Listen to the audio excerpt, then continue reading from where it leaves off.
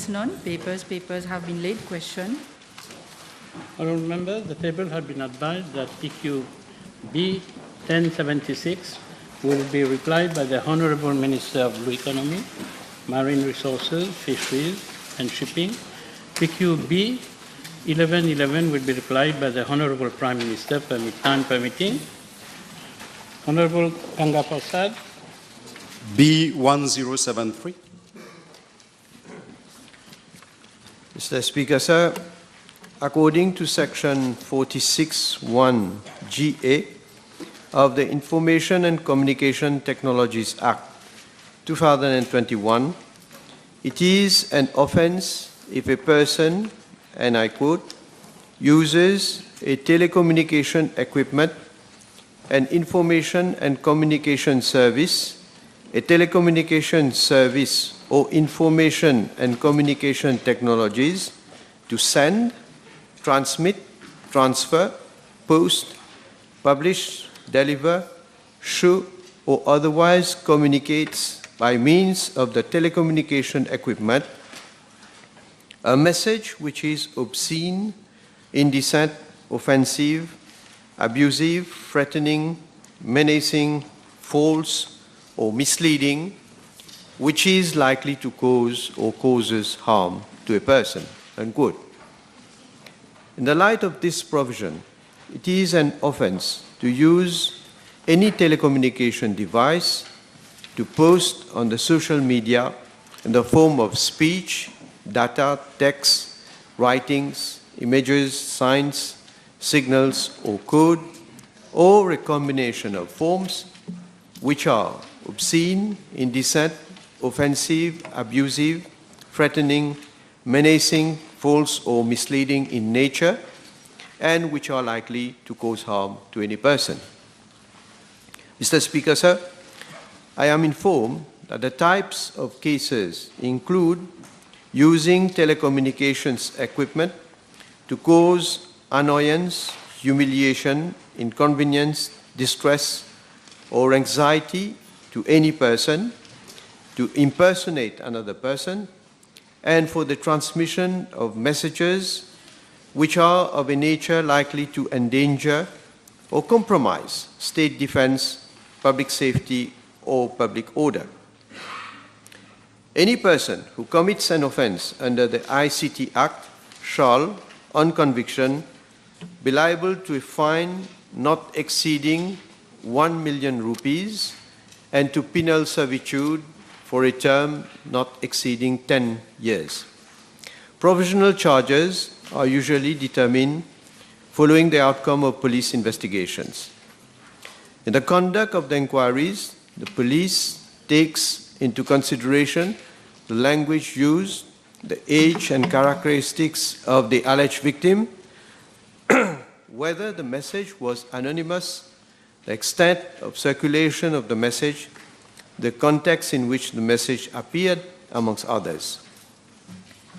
Mr. Speaker, sir, social media, which comprises internet-based applications, has seen an unprecedented growth during the last decade and has taken a prominent place in the lives of people, mostly because of easy accessibility to internet and smartphones.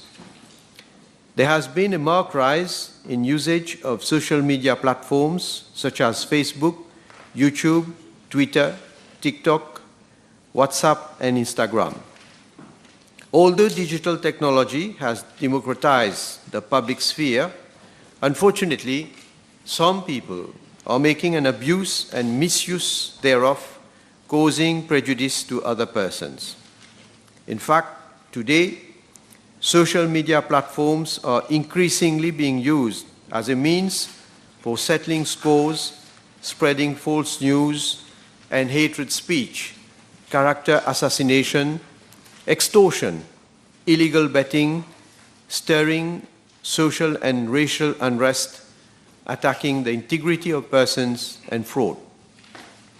Mr. Speaker, sir, not only our country, but also other countries are struggling to find ways and means to control and minimize the misuse and abuse of social media. For instance, in the European Union, the Council of the European Union has, in July 2022, adopted the Digital Services Act and the Digital Markets Act, which aim at creating a safer digital space in which the fundamental rights of users of digital services are protected through the imposition of risk assessments and sanctions, such as fines and temporary bans. In the same vein, the United Kingdom is coming up with the Online Safety Act. Some countries are also negotiating with social media agencies to open offices in their countries for a better control and moderation of contents. Countries such as Canada and India are enacting laws to address the issue of social media threats.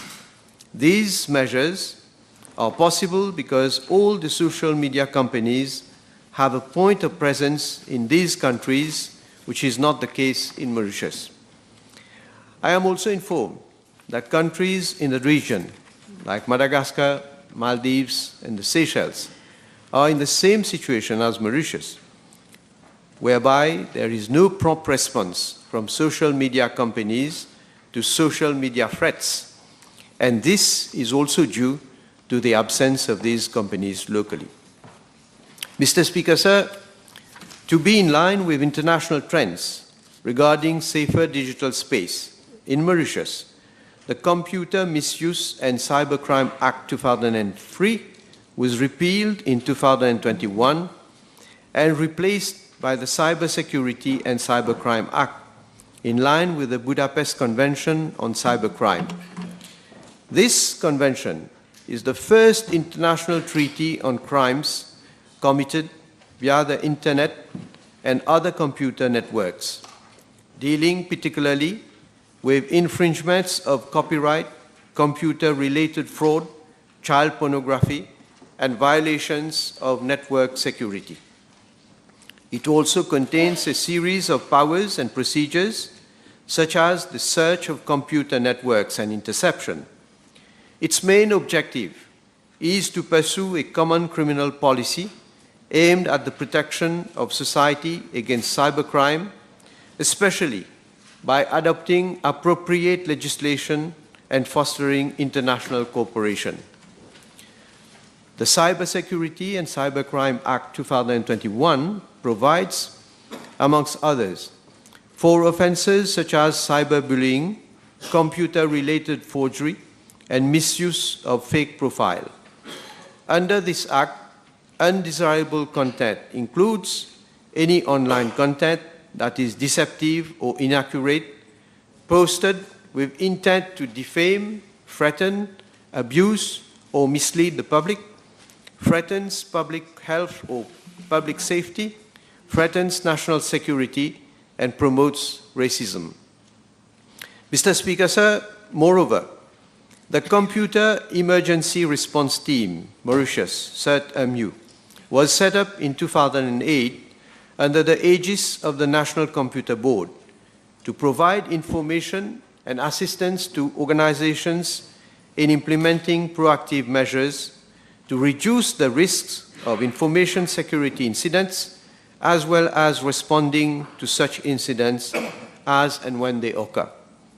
The CERT-MU, which now falls directly under the purview of the Ministry of Information Technology, Communication and Innovation, operates the Mauritian Cybercrime Online Reporting System, MOCOS, which is the national online system that allows the public to securely report cybercrimes occurring on social media.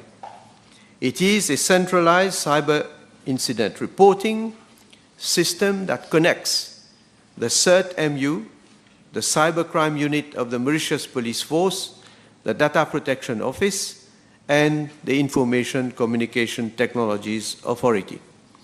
It provides advice in recognizing and avoiding common types of cybercrime which take place on social media websites. I am informed that complaints regarding illegal and offensive contents are reported to the police, either directly or through the MOCOs. On the basis of the information received, the police decides whether to open case files and conduct further investigations. In addition, the Ministry of Information Technology, Communication and Innovation had a meeting with representatives of Facebook in July 2021 to discuss on incident escalation and resolution. Following the meeting, a two-day sensitization workshop was held by Facebook, Meta, involving stakeholders from the public and private sector. Following a request from Mauritius to Facebook, the latter has recruited personnel from the Mauritian diaspora to look into the content, especially in Creole. A similar request has been made to TikTok recently, and a reply is awaited. Mr. Speaker, sir, I am informed by the Commissioner of Police that since January 2015 to date, 1,308 cases of illegal comments and posts on the social media have been reported to the police. Out of these cases, 47 persons have been provisionally charged and arrested in relation to 42 cases. The nature of these comments and posts were mostly offensive language, racial hatred, sextortion, threats, blackmailing, character assassination, fake profile, false information, and endangering public order. Thank you. Thank you, Mr. Speaker, sir. May I ask the Honorable Prime Minister, why further to the different police complaints filed by 3 journalists of Le Défi Media Group and the Managing Director of Top FM on 10th November 2022 regarding online harassment linking them to drug trafficking by people close to the MSM, like the Sun TV? No arrest or identification of these individuals have been carried out so far. Well, first of all, let me say that Sun TV is not close to the MSM. It is not. It is not.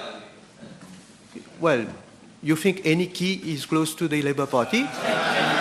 Anywhere you put a key, it's close to the Labour Party. So I would say that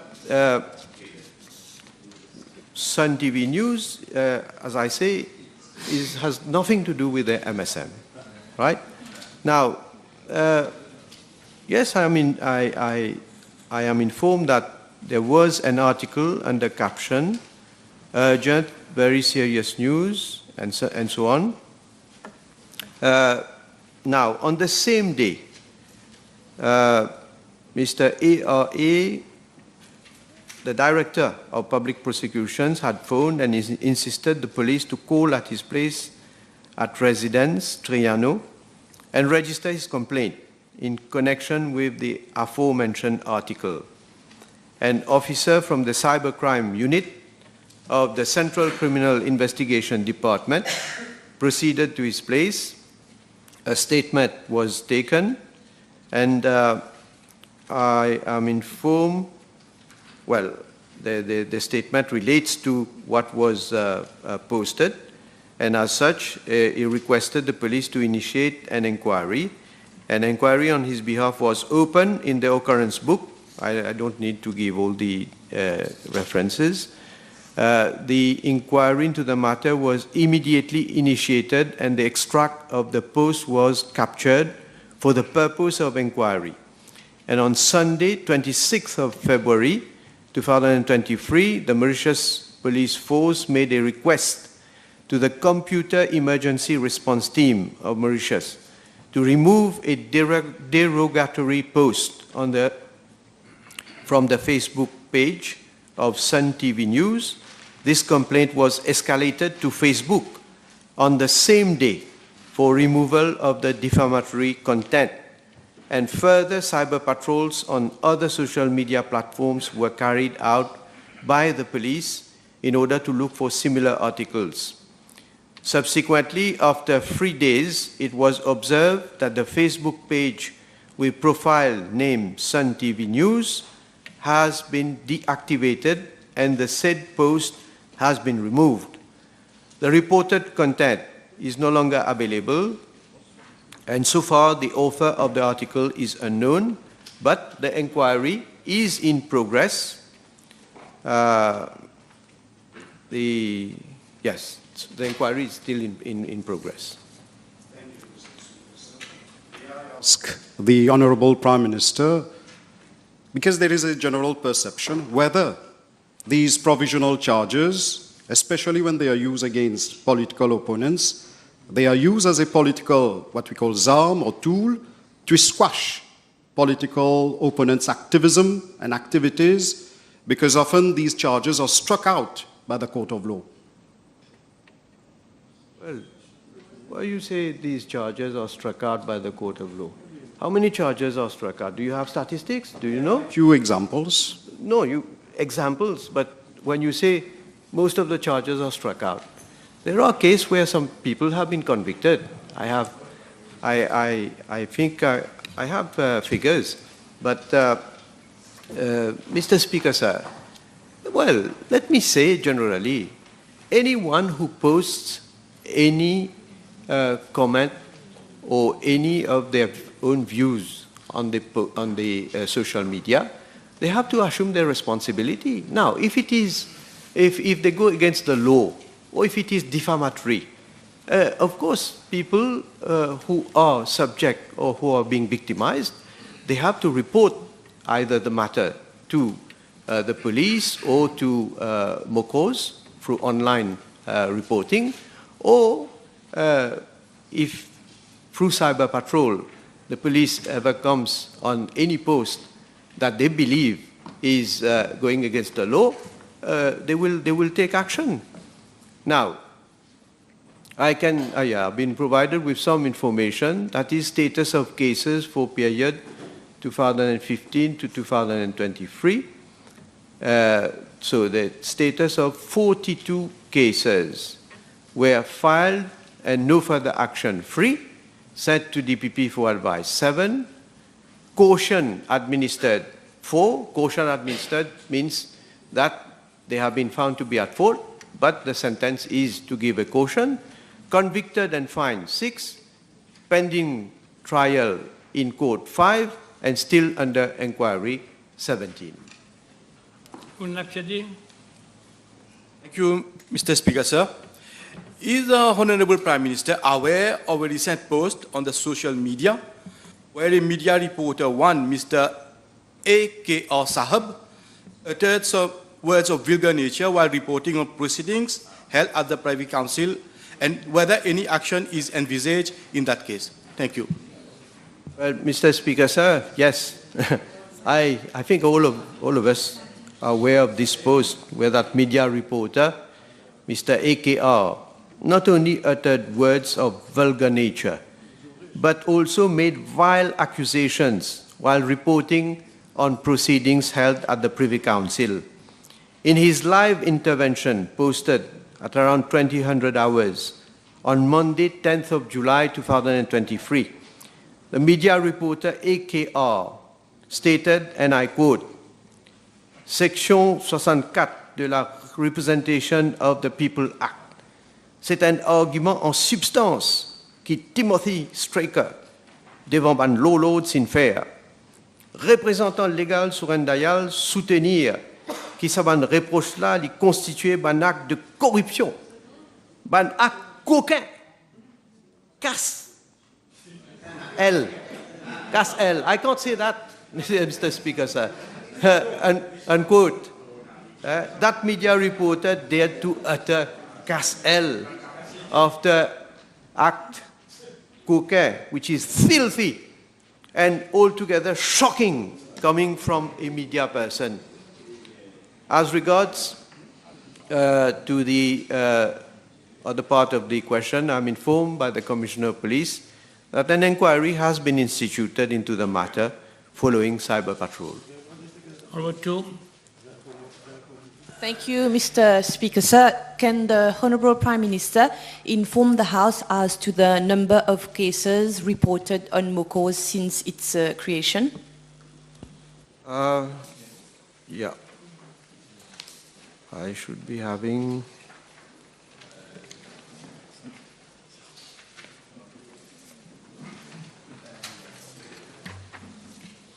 Well, I don't have the numbers. So I can be, yeah. So cases reported on MOCOS, so 1,366 cases of illegal and offensive content have been reported on MOCOS from March 2018 till date.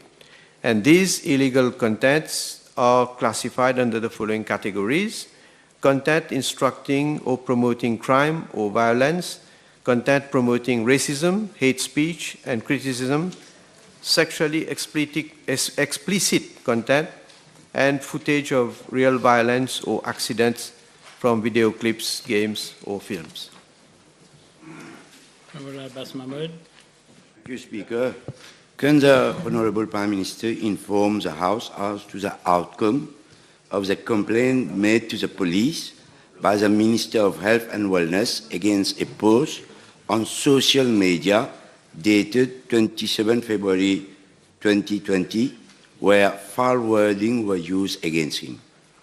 Mr. Speaker, sir, I'm informed that in this case, the accused was prosecuted, and upon pleading guilty in the court, he was fined 10,000 rupees and had also to make for cost about 500 rupees.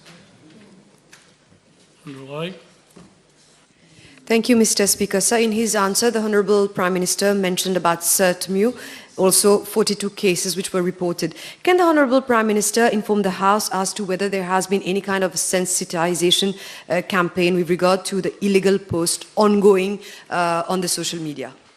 Mr. Speaker, sir, the Police Cybercrime Unit of the Central Criminal Investigation Department, which is the main body of the Mauritius Police Force, investigating into cases related to such breaches with regard to Information and Communication Technologies Act and of Cybercrime and Cybersecurity Act, also conducts regular sensitization for the general public with regard to safety and proper use of electronic devices, the internet and social media.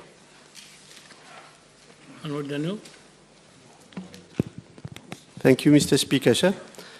Can we know from the Honourable Prime Minister whether with regards to cybercrime, whether there will be another department that will be created to empower with regards to how social media is being misused, and we are having so many complaints, whether there will be an empowerment with regards to this department? Well, Mr. Speaker, sir, what I can say is that with the advance of technology, and unfortunately, I must say, we're making a lot of progress, and on a number of occasions, it's very difficult to be able to trace those perpetrators, because their platform is not within the control of the authorities here. And as we know, the policy with regard to those platforms, they themselves, they leave it for like free expression for anybody to publish anything on their platform, except then when it is reported to them, and even when it is reported to them, depends on whether they decide to remove any such post. So what we are doing is providing capacity building, giving more training for our people, and I believe that this is the measure that has to be ongoing, because in the light of development of technology. Speaker, sir. May I ask the Honourable Prime Minister, because we are talking about freedom of expression, human rights, why, when political opponents are arrested, then unnecessary humiliation, inhuman conditions are meted out to these political opponents? We suggest that same treatment... You already stated your question. Yes. Well, Mr. Speaker, sir, as I say, it doesn't concern political people, it concerns everybody, anybody. And as I have a list of cases here, Mr. Speaker, sir, because the Honourable Member asked from 2015 to date, there are people who are not connected, well, I believe who are not known politicians, I would say, and who have been subjected to, I must say, all sorts of accusations, all sorts of allegations, and they have reported cases to the police on MOCOS, and inquiry has been initiated in all these cases. And as I say, ultimately, if the offenders are able to be identified, and if there is a case, then they will be taken before a court of law. Thank you, Mr. Speaker, sir. In his reply earlier, the Prime Minister mentioned on the increasing misuse of social media. Can the Honourable Prime Minister thus provide us information on where exactly a complaint regarding illegal posts or comments can be registered? Thank you. Well, the complaint can be registered directly to the police, first of all, or it can be registered on MOCOS. As I say, it's an online facility for anyone without having to come physically to the authority to report a case by, of course, providing all the necessary information. And it can be reported also to ICTA. ICTA also has a way of then providing all the information to the police eventually for investigation. Le Premier ministre peut-il dire à la Chambre, est-ce qu'il a soulevé la question avec le commissaire de police concernant la question de l'honorable Ganga Prasad, quand les 3 journalistes de Radio Plus et Top FM ont donné leur déposition, ça fait presque une année, rien n'a été fait, et dans le cas du Premier ministre qui a donné une déposition et le lendemain, une internaute pour une blague a été arrêté. Est-ce que cette question a été soulevée avec le Premier ministre concernant cette politique de 2 points de mesure? Le Premier ministre, le lendemain, et les journalistes, une année après. Et, Monsieur le Président, je crois que l'honorable membre n'écoute pas quand je réponds à une question. Son collègue, l'honorable Ganga Prasad, qui a posé la question concernant cette publication concernant Sun TV. J'ai pris le temps de la Chambre pour donner les détails. Qu'est-ce que la police a fait? Il n'écoute pas. Et il vient dire toutes sortes de choses. So, I will refer him to the answer that I have given previously to Honorable Ganga Prasad. Right. Thank you, Mr. Speaker, sir. Can the Honourable Prime Minister inform the House as to whether any Honourable members, MPs, female MPs have ever had recourse to MOCOS, CERT-MU or cybercrime, where some of them gave some information? Has there been any arrest with regard to those kind of posts online? Where matters stand with regards to that? Is there any dépôt de mesure that MPs get favourable treatment? Can the Honourable Prime Minister inform the House? Yes, I can't recall anyone here having been arrested, but anyone is free to, of course, make a complaint if he feels that he has been subjected to any offence which has been committed by anybody. Thank you very much, Mr. Speaker. Prime Minister did make a reference to the online safety bill, which is the subject of much debate in UK and is quite controversial. Am I to understand from what Prime Minister said that government intends to come with legislation which is going to be more stringent, or will government carry on with existing legislation? Mr. Speaker, sir, what I said is, I mentioned in my answer what is being done in other countries like in UK. They are coming up with new legislation. That doesn't mean to say that we are going to follow exactly what others are doing. We will, of course, be inspired, drawing lessons from the problems that they are facing, from the same situation that has arisen. And of course, we will see in the future whether we can be inspired by those legislation, and government, of course, in due course will decide on this issue. Time over.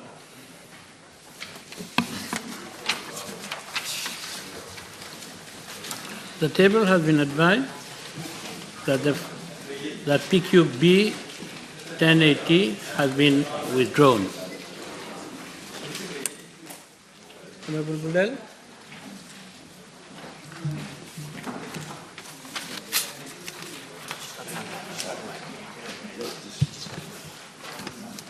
B/1076, am I right?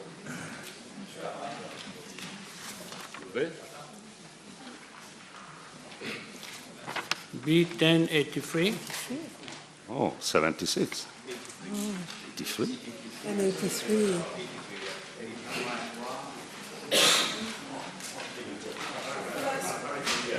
Minister of Education. Mr. Speaker, sir, the grant formula is reviewed at regular intervals of 3 years. The last review exercise, which covered period 2020 to 2023, has been implemented since 1st November 2020 and will lapse in December 2023. Mr. Speaker, sir, accordingly, a technical working group has been set up under the chair of the Senior Chief Executive of my ministry and comprising representatives from the Ministry of Finance, Economic Planning and Development, the Office of the Public Sector Governance, the Private Secondary Education Authority, to review the grant formula in respect of the period 2024 to 2026. Mr. Speaker, sir, the Federation of Union of Managers was informed accordingly, and they have been invited to submit their proposals, which have been received by the Technical Working Group. The Technical Working Group is expected to submit its report by the end of September 2023. The Vice Prime Minister state how many times the technical group has met?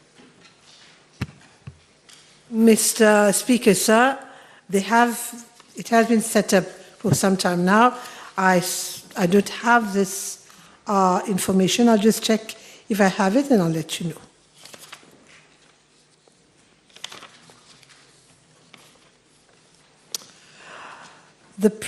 So in February 2023, the Technical Working Group was set up and they have been examining it, the proposals made, I suppose, on a fortnightly basis, but I don't have the exact figure.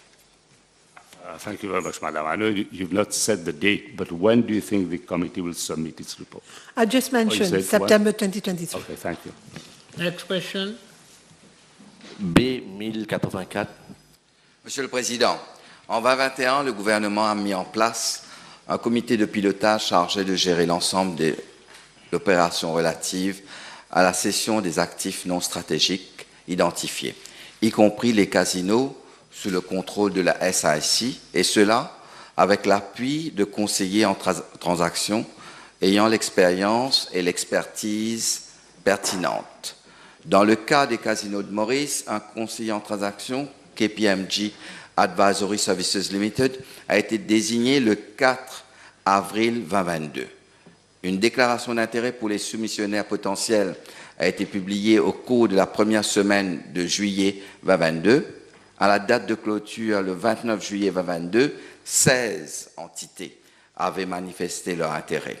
Par le biais d'une demande de proposition, les 16 parties suspensionnées ont été invitées à soumettre une offre indicative et 7 parties ont soumis une proposition avant la date limite du 16 septembre 2022.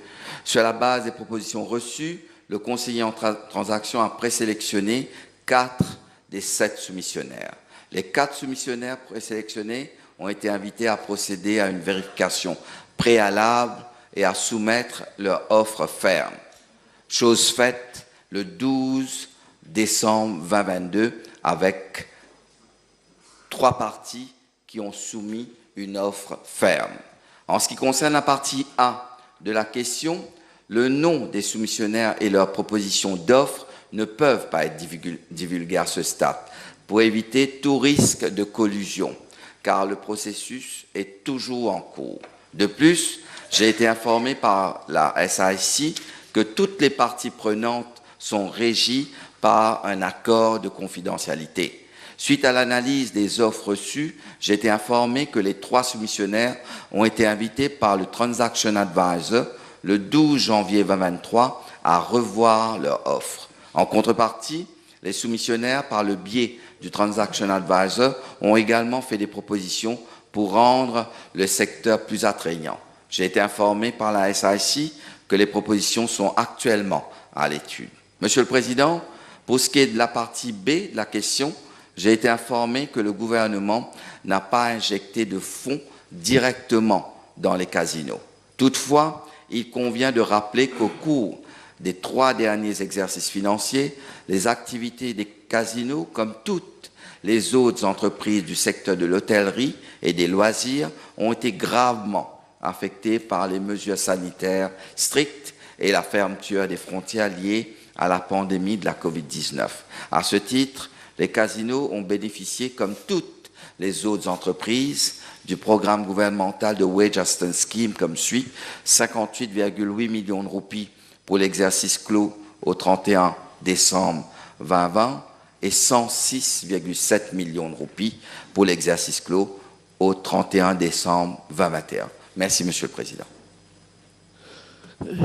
Merci, Monsieur le Ministre. Concernant la tentative ratée du rachat des casinos par les firmes étrangères, le ministre peut-il nous indiquer à la Chambre la somme payée par la SAIC à la firme KPMG? Monsieur le Président, je n'ai pas en ma possession ce montant et je dois de toute façon demander la légalité concernant la transaction avant de soumettre. Mais s'il y a une possibilité, je le soumettrai à la Chambre. Du fait que le gouvernement n'investit plus dans ce secteur et qui met en péril l'avenir de quelques 700 employés, le ministre peut-il nous éclaircir quelles sont les mesures prises actuellement par son ministère pour assurer l'équilibre financier des casinos afin de préserver les emplois? Monsieur le Président, pour assurer la pérennisation de ce secteur d'activité, l'objectif pour nous est de trouver soit un repreneur, soit un partenaire stratégique, car la SAIC n'a pas toutes les expertises requises pour gérer les casinos de Maurice. D'où la nécessité pour nous de travailler avec la SAIC et aussi le Transaction Advisor pour trouver le meilleur partenaire pour reprendre soit complètement, soit en partie les activités des casinos, pour assurer encore une fois la pérennisation et aussi l'emploi de ces quelques 700 employés.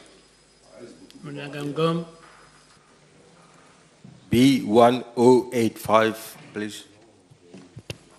Mr. Speaker, sir, I'm informed by the RDA that the A1 road at Rosehill, commonly known as Royal Road, as mentioned in the question itself, is already endowed with amenities such as pavement, drains, and handrail on both sides of the roads for safety of the pedestrian. Hence, the question of construction of pavement along Royal Road, Rosehill, does not arise. Thank you. Mr. Speaker, sir, maybe the minister is not aware, he has not been there to find out the real state of the pavement along Royal Road, Rosehill. It is in a very bad state. Put your question. So I asked the minister to find out with the municipal council of Bobassa Rosehill so that you may be aware of the situation of the payment in Rosehill. Mr. Speaker, sir, I think we all read the question. This is not what is written here. Then what the honourable member is saying, this pertains to upgrading of the existing infrastructures, not construction. So let me tell him that through you, that weekly inspections are carried out by the officers of the RDA, and there's absolutely no reason that I doubt of their competencies. The status of the pavement regarding the status of the pavement along the classified road, and based on resources available, any scope of work, routine and periodical maintenance are carried out either by in-house or outsourced to framework contractors of ODA. Those work include repairs of damaged slab, upgrading of existing footpath, and construction of new pavement. It is an ongoing process, not only in Rosehill, but throughout the island. For instance, along A1 Road, replacement of damaged slab and other ancillary works have already started, been implemented, starting from Gamma Civic at Coromandel toward KFC at Rosehill. Repair of pavements slab along the remaining stretch from KFC up to Saint-Jean is scheduled for implementation in the forthcoming weeks. So this is an ongoing process. Mr. Speaker, sir, we asked the Honourable Minister to find out, because what I'm saying is exactly... Put a question. I'm putting the question. Put a question. You will find out that the pavement, some shop owners are put slippery tiles, some are uneven, some does not have any pavement at all. So we have to do it once again. It's not a question of repairs. It's a question to do it. Put the question. You're making a statement. I can understand your situation, but this time in a parliament, it's question. Question the minister. So, please try. Just try to find out in good faith, Honourable Minister, to see the state of the pavement. No, again, no, come on. I stop you there because you have no question. Prepare your questions well. This is a time for you to put questions. Because the minister don't even know the state of the road up there. Okay. Next question. Speaker, B1086. Mr. Speaker, sir, I'm informed by the Central Electricity Board. Order. This is gross misconduct. Mr. Speaker, sir, I am informed. Order. What is happening? It's too early. It's too early for you to go out. It's too early. Bear with us. Quiet. Mr. Speaker, sir, I am informed by the Central Electricity Board that the post of General Manager of the CB Fibernet Company Limited is currently vacant. Mr. V. Ramgulam, Business Development Executive, has been assigned the duties of officer in charge of the company to oversee its operation since 30th June 2021. With regards to the Board of Directors of CB Fibernet Company Limited, Mr. Amodalingam Pater is the chairperson, Mr. Rajnish Hawabai and Mr. Chavan Singh Debidin are the directors. Thank you, Mr. Speaker. Monsieur le Président, le ministre peut-il nous dire, ça fait 2 ans, presque 2 ans que le CB Fibernet n'a pas de General Manager, alors que le gouvernement a investi plus de 850 millions de roupies dans cette subsidiaire du CEB. Le ministre trouve-t-il normal que le CB Fibernet n'a pas de directeur général, de general manager en plein temps, alors que presque 1 milliard de roupies ont été investis dans cette compagnie? Mr. Speaker, sir, in my main reply, I have stated that we have an officer in charge and he is doing the work. Monsieur le Président, l'insolence et la légèreté du ministre concernant l'argent public est inquiétant. Remove that word insolence or whatever you say. Le ministre peut-il dire, depuis l'arrivée du ministre, Monsieur le Président, en tant que ministre de l'Énergie, il a démoli tout ce que son prédécesseur, l'honorable Colin avait... You have no question. You have no question. You have no question. 850 millions. Put question. Est-ce que le ministre peut dire à la Chambre aujourd'hui, est-ce qu'il compte nommer un directeur général à plein temps quand 850 millions de roupies ont été investis dans cette compagnie? Let the minister reply. Monsieur le Président, je constate que c'est lui l'insolent en fin de compte. We will do so when the need arises, Mr. Speaker, sir. So to avoid any honorable minister, I withdraw, Mr. Speaker, sir.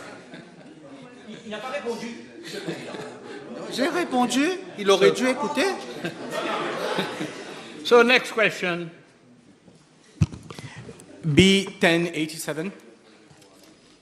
Monsieur le Président, je remercie l'honorable membre pour sa question. J'ai été informé par la Horse Racing Division de la Gambling Regulatory Authority que par une lettre datée du 15 juin 2023, accompagnée d'un courriel daté du 28 juin 2023, l'organisateur des courses hippiques People's Turf PLC a notifié à la Horse Racing Division qu'il procédait à une réduction des mises d'argent avec effet immédiat. Les principales raisons invoquées dans la lettre pour justifier cette réduction sont que l'industrie des courses hippiques souffre d'un manque de revenus dû à une diminution massive des recettes des paris et à une baisse drastique des redevances respectives. Monsieur le Président, j'ai également été informé que le paiement des mises d'argent relève de la seule responsabilité de l'organisateur des courses de chevaux et que ni la Gambling Regulatory Authority Act ni les Rules of Racing de la Horse Racing Division ne prévoient de réglementer le montant des mises à payer par l'organisateur des courses de chevaux. De plus, en vertu de la règle 61 des Rules of Racing, les conditions de chaque réunion de course, y compris le montant des mises à payer par l'organisateur de courses de chevaux pour une course donnée, doivent être publiées au moins 5 jours avant le début de la réunion des courses. En conséquence, la Horse Racing Division a publié un communiqué le 3 juillet 2023 pour informer toutes les parties prenantes concernées des nouvelles mises offertes par l'organisateur de courses de chevaux. En outre, l'article 30 de la GRA Act prévoit que l'organisateur des courses de chevaux doit être une société anonyme et que conformément à la loi et à ses conditions de licence, il doit être solvable et financièrement sain pendant toute la durée de la saison des courses. Il est donc de la seule responsabilité de l'organisateur des courses de chevaux de prendre des décisions concernant le paiement du montant des mises qui garantit la solidité financière de la société. Merci, Monsieur le Président.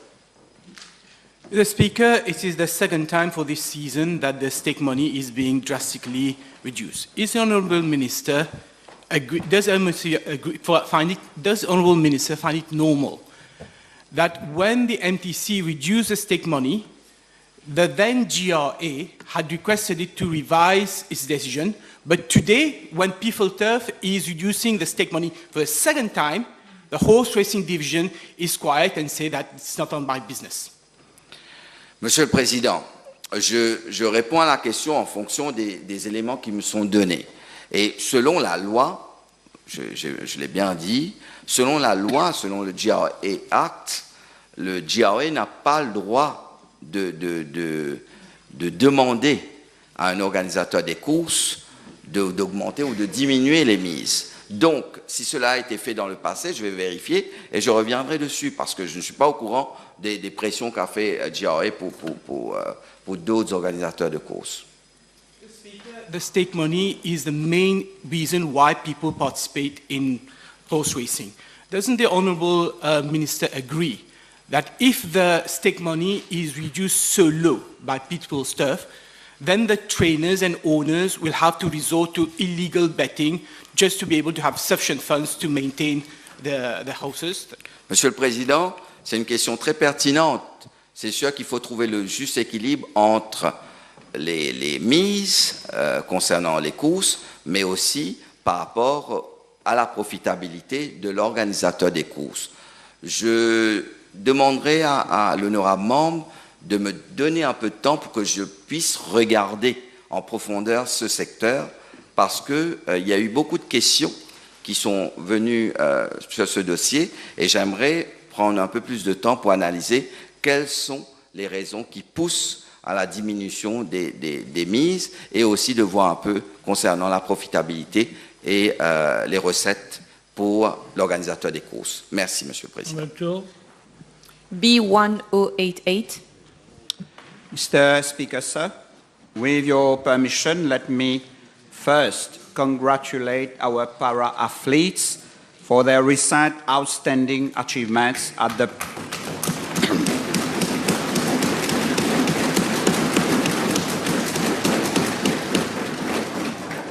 at the 2023 Paris Para-Athletics World Championships, namely Miss Noémie Alphonse for clinching both the silver medal in the 100-meter T54 and the bronze medal in the 400 meters T54, and Giovanni Philippe, who not only set a new world championship record in the semi-final of the 400-meter T20 with a remarkable time of 47 seconds 38, but also demonstrated his exceptional skills in the final, earning a well-deserved bronze medal.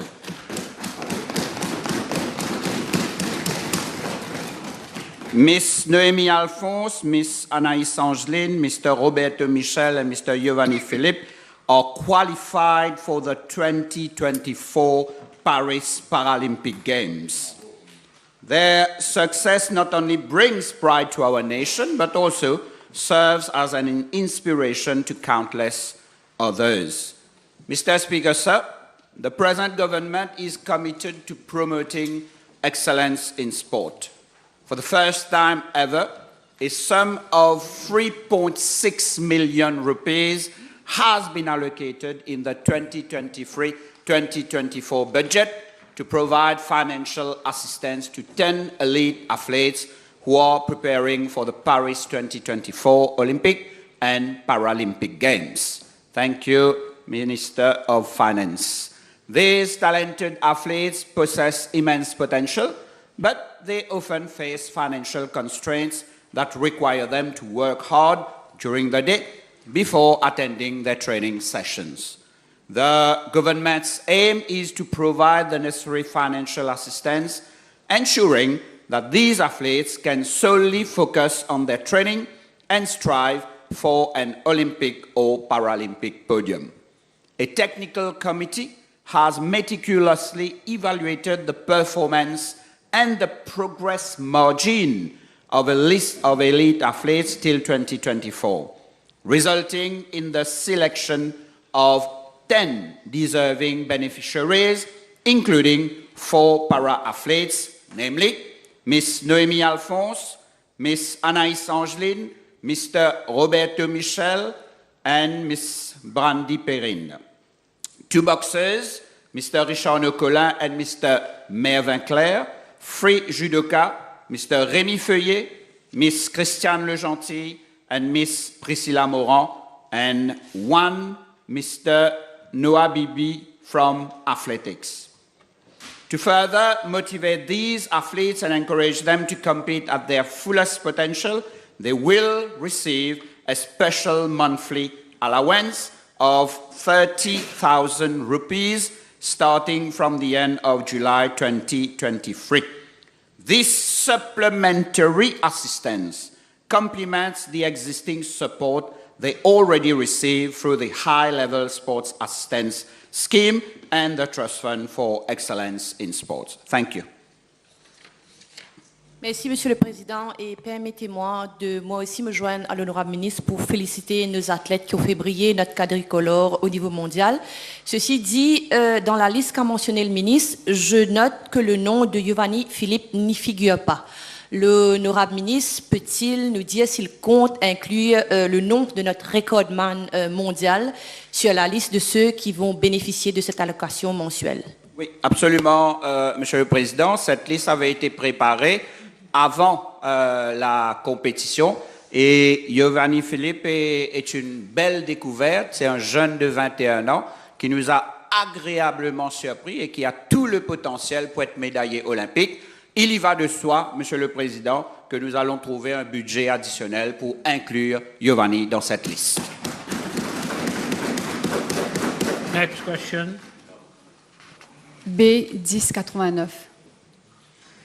Mr. Speaker, sir, I'm informed by the Mauritius Sports Council, MSC, that the after-school sports and fitness program was launched in 2017 to motivate and encourage the participation of children aged 5 years to 13 years in regular physical and sports activities.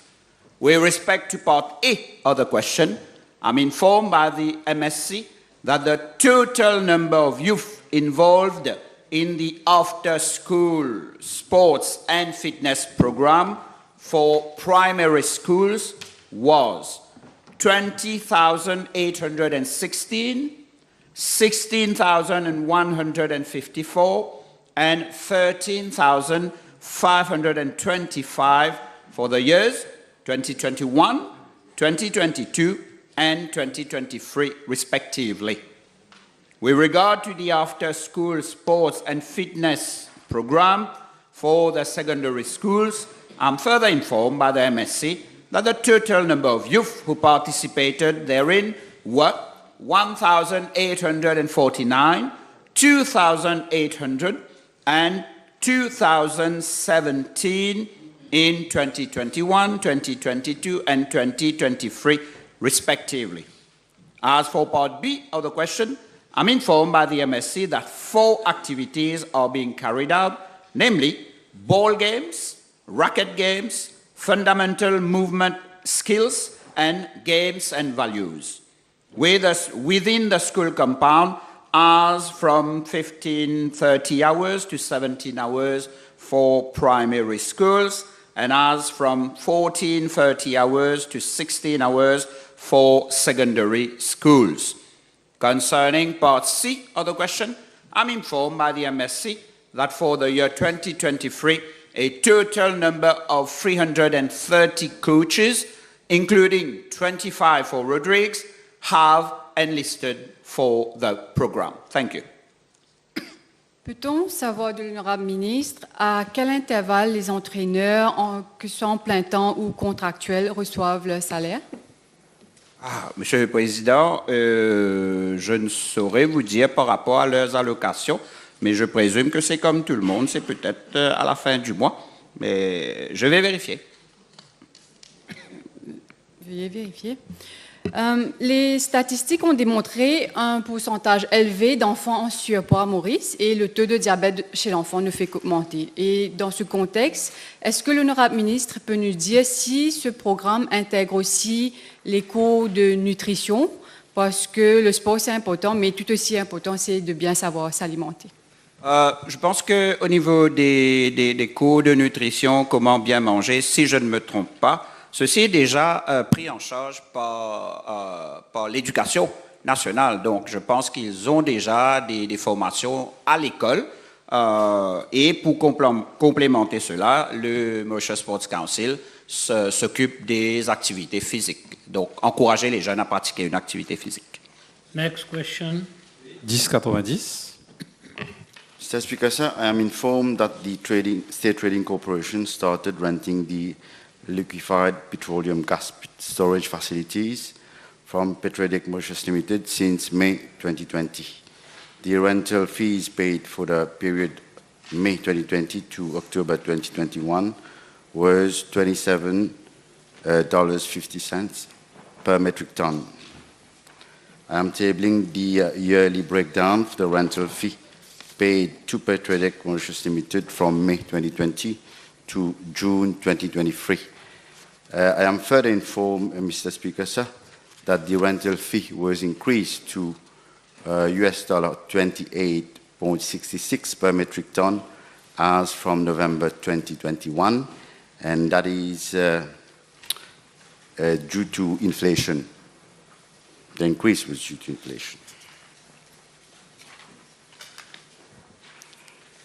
Thank you, Mr. Speaker. Can I know from the Honourable Minister why from year 2002 to 2020, for 18 years, the total amount of rental paid for storage of cooking gas to ESCOL amount to 797,315,000, while for 22 onwards till date, for only 3 years, 750 million paid to Petredec. Why such gap? Mr. Speaker, sir, if I may be allowed to explain thoroughly. Prior to May 2020, the State Trading Corporation stored liquefied petroleum gas only in tanks owned by 2 local oil companies, namely Vivo Energy Limited and Total Mauritius Limited. And the total capacity was 5,495 metric ton only. That is the storage capacity, which when full represented only 27 days of stock under normal conditions, including some 420 metric ton for non-pumpable products. During COVID pandemic, the production and supply of LPG in most parts of the world decreased, and there was a disruption in the entire supply chain. And with the view of assuring security of supply, on 17th April 2022, a decision was taken to proceed with a negotiation for the rental of the entire storage facility owned by Petredec Mauritius Limited, which in total is 14,420 metric ton. It is to be noted that this storage facility was the largest LPG storage capacity available in Mauritius, representing 60 days of stock when full. So after a negotiation, Petredec agreed to rent the storage tank to STC with a capacity of 14,220 ton at the rate of $27.50 US. Thank you, Mr. Speaker. Honorable Minister, we are talking from January 2020 to December 2020, 30 million to 184 million for year 2022. We are talking of a 500% increase. Now, Honorable Minister, we paid 750 million for the last 3 years. Yes. Maybe Can I know, Honorable Minister, if you intend to see if we can buy or construct, our STC can construct our own warehouse, because the asset value of Petredec now is 1.1 billion, and he's getting 750 million for 3 years. You already put your question. Let the Minister reply. Yes, Mr. Speaker, sir, we are envisaging, we have already enlisted the services of a consultant who is working on the project. We are looking at either buying the existing storage facility or constructing a new one. Next question. B1091. Mr. Speaker, sir, I am informed by SME Mauritius Limited that in 2020-2021, in the wake of the COVID-19 pandemic, a series of 5 schemes covering 35 components relating to functional areas of SMEs were devised and implemented to improve the resilience and endurance of SMEs in the face of emerging and more complex environmental dynamics. The 5 schemes were as follows: 1, the Internal Capability Development Scheme; 2, the Technology and Innovation Scheme; 3, the SME Marketing Support Scheme; 4, the Inclusiveness and Integration Scheme; and 5, the SME Utility Connection Assistance Scheme. For the financial year 2020-2021, 676 SMEs benefited from the above schemes for a total amount of 28 million rupees in grants. And further advised that during the financial year 2021-2022, the same set of schemes were made available to SMEs. 818 SMEs benefited from the schemes for a total amount of 45 million rupees in grants. During the financial year 2022-2023, taking into consideration evolving trends, SME Mauritius Limited reviewed and revamped the existing set of schemes to respond more adequately to the requirements of the SME sector. The scheme currently on offer at the SME Mauritius are as follows: 1, the Business Transformation Scheme, aimed at helping SMEs consolidate their internal capabilities, redesign their business models for improved agility, develop organizational and marketing strategies, and improve their risk management, compliance, and governance structures. 2, the Technology and Innovation Scheme aimed at incentivizing SMEs to continuously invest in technology and automated production capabilities and adopt robotics, AI, and cloud-based specialized softwares and solutions. 3, the Market Readiness Scheme to support SMEs in improving their market accessibility and competitiveness and respond to more stringent requirements with regards to packaging, design, and market compliance.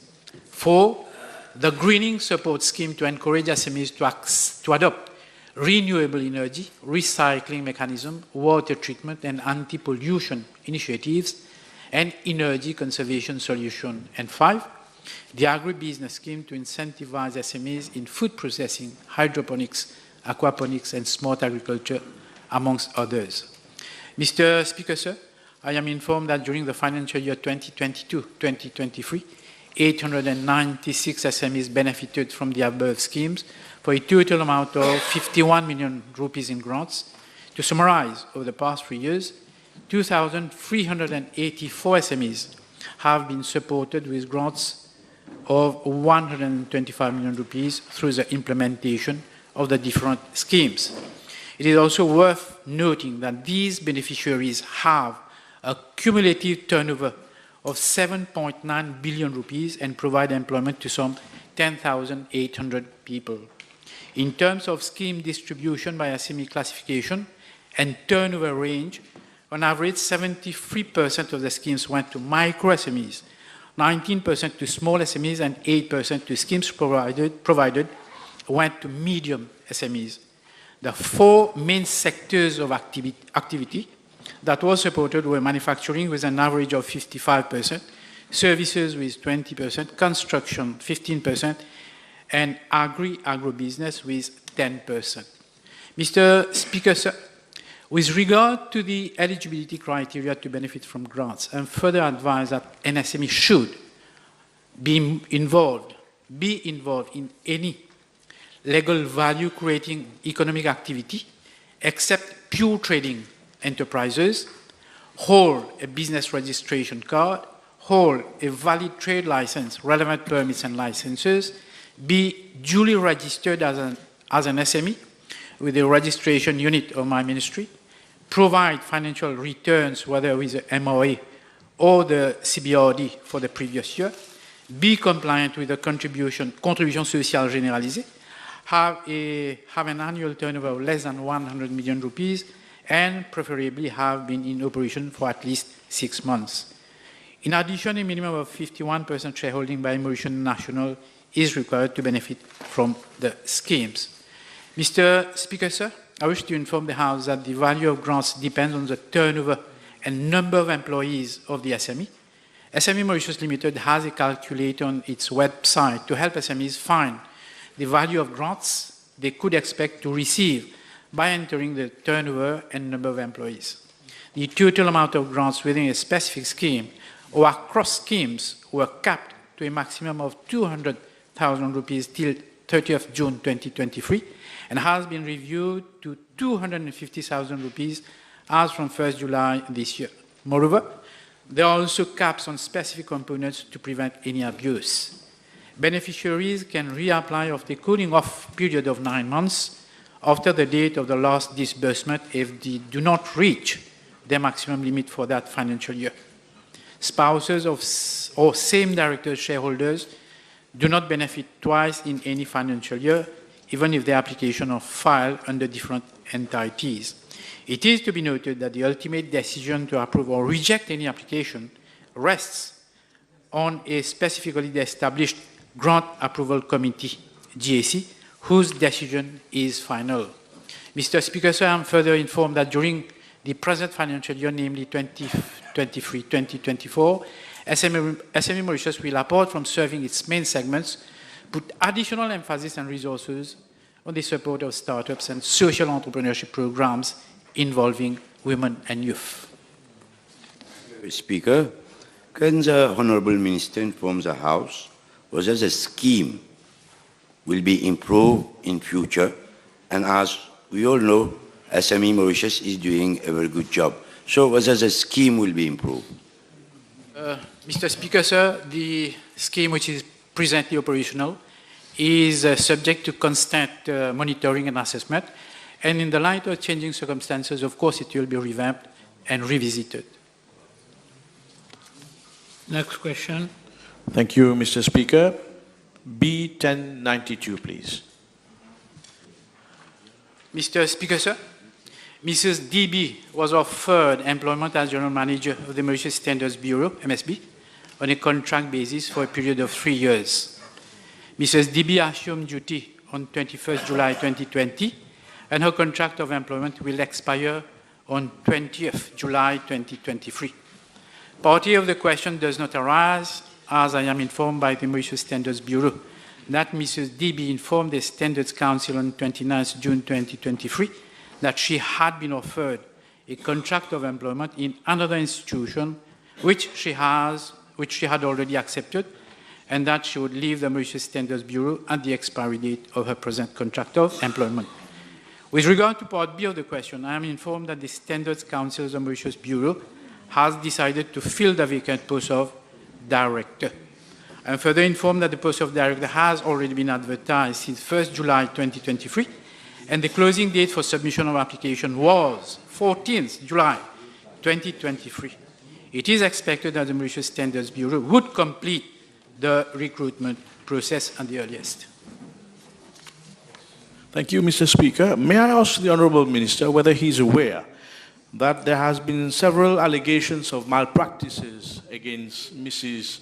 DB, and same has been reported to the ICAC, and a letter was copied to you. Are you aware of those malpractices at the Mauritius Standards Bureau against that lady? It's enough, it's enough.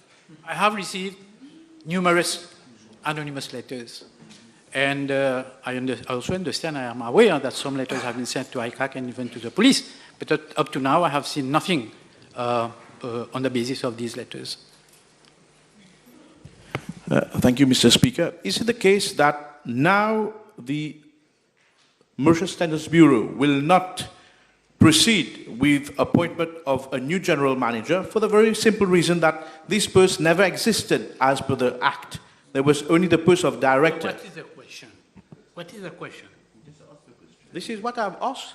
Put the question again. This is what I've asked. Whether the Honourable Minister is aware that now the post of the new general manager will not be. How is that the question? But this is the question. No. Is he aware that as per the law, as per the Mauritius Standards Bureau Act, there was no post of general manager? This was created for that particular lady.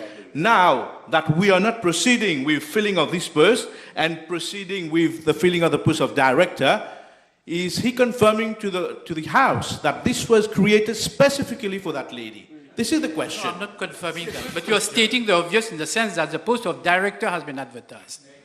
I just remind honourable member, as a matter of friendship, your first question was hypothetical.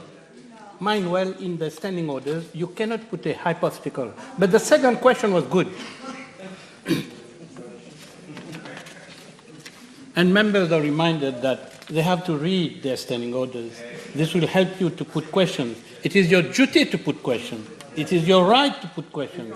But the point is that many members do not know how to put questions. Next question. Thank you, Mr. Speaker, sir. B1093, please. Mr. Speaker, sir, I'm informed by the District Council of Flac that the proposed construction of a mini market at Bonaccueil was earmarked in budget 2022-2023 as a project under preparation.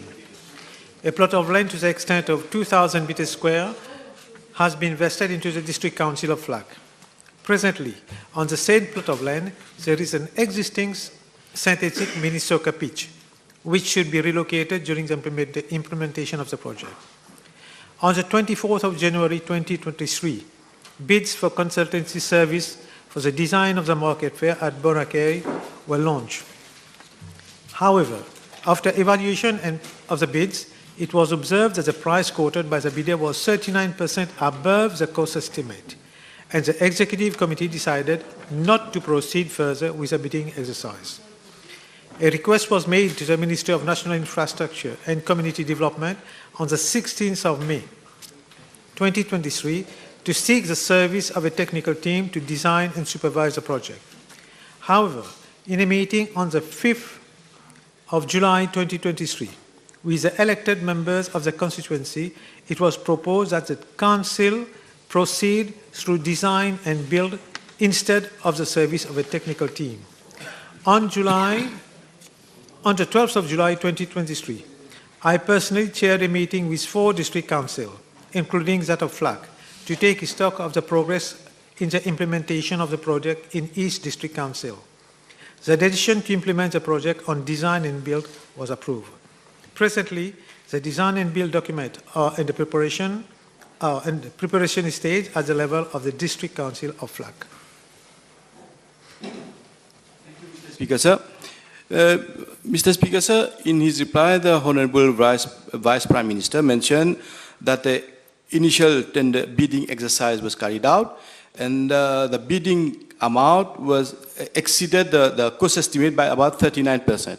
So can the Honorable Vice Prime Minister inform the House who actually does the cost estimate at the District Council of Flag level, please? She is the engineer at the District Council of Flag. Thank you, Mr. Speaker, sir, again. So can the Honorable Vice Prime Minister inform the House if is it not a high time for the district councils to have a quantity surveyor for the cost estimates so that we avoid this type of variances between the cost estimates and the actual cost? Thank you. I agree with the honourable member. I agree with the honourable member, but there is shortage of QS on the market, and we have 12 council. If I have to take 12 QS, it won't be that easy to fill this space. Next question. B1094.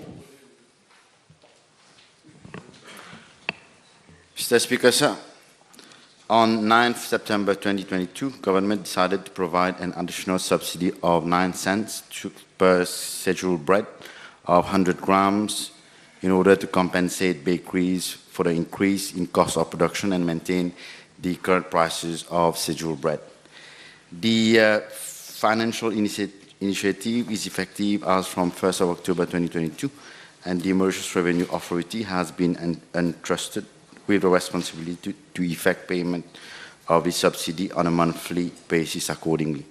I'm informed by the MRA that 18,015,901 rupees has been paid to bakeries producing scheduled bread from period October 2022 to June 2023. Mr. Speaker, sir, as regard to the eligibility criteria, bakeries are required to register with the STC, and the following documents have to be submitted. First, an application letter from owner of the bakery along with a copy of his or her national identity card and a location plan of the bakery. And secondly, the baker declaration form signed by the owner of the bakery with basically the following information: details of monthly production of scheduled bread and business registration number, including business registration certificate mentioning manufacture of bread. Finish?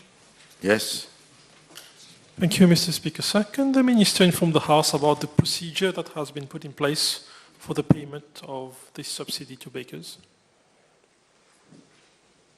Well, Mr. Speaker, sir, my ministry has provided the Mauritius Revenue Authority with a list of bakeries registered with the STC, as well as the expected monthly production of each type of scheduled bread by each bakery. And that is based on a survey done in May 2022. So eligible bakeries are required to submit manually and to the Mauritius Revenue Authority monthly return declaring the monthly production of each scheduled bread. I have another information. The Mauritius Revenue Authority then proceeds with the payment of each type of scheduled bread based on either the number of scheduled bread declared in the monthly return based on the survey done, whichever is lower, and multiply by 9 cents for each 100 grams of scheduled bread. Thank you, Mr. Speaker. Sir, I'm informed that some bakers, they purchase flour directly from the STC, whereas some they purchase through approved distributors of the STC. Can the Minister inform the House whether both of these bakers will benefit from this subsidy?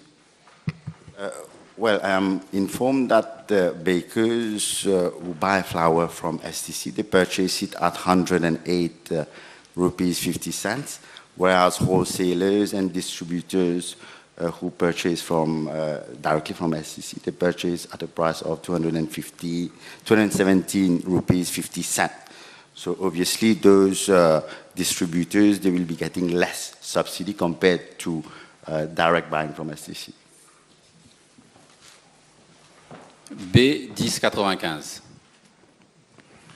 Mr. Speaker, sir, I'm informed by the MAZA that the MAZA Artist Solidarity Scheme was launched in 2010, and its objective was to provide a monthly allowance to members of MAZA having reached the age of 60. MAZA has stated that in respect of copyright fees collected, it retains 30% of the royalties to meet its administrative costs, and 7% is transferred to the MAZA Provident and Benevolent Fund. This fund caters for the MAZA Artist Solidarity Scheme and other purposes such as medical schemes, death grants, costs for the annual General Assembly and the elections. Mr. Speaker, sir, I'm informed by MAZA that the monthly payment made to beneficiaries having reached the age of 60 has indeed been stopped, and the last payment was effected in June 2023. As to the reasons thereof, I wish to inform the House that, still according to MAZA, in the year 2010, when the MAZA Artist Solidarity Scheme was launched, no actuarial exercise was carried out to determine the capacity to pay of MAZA. Such exercise was of utmost importance to foresee and ensure that financial stability, sustainability, as well as the feasibility of the fund over the ensuing years.